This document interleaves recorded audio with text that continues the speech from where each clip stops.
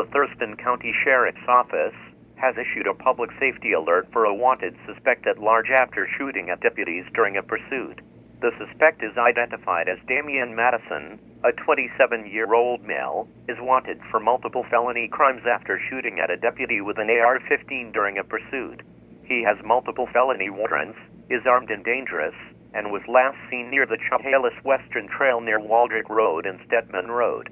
He was last seen wearing a black hat with a red bill, black t-shirt, and sunglasses. He is 5 feet 10 inches tall, weighing 170 pounds, with brown eyes and dark hair. If seen, call 911 immediately and do not approach.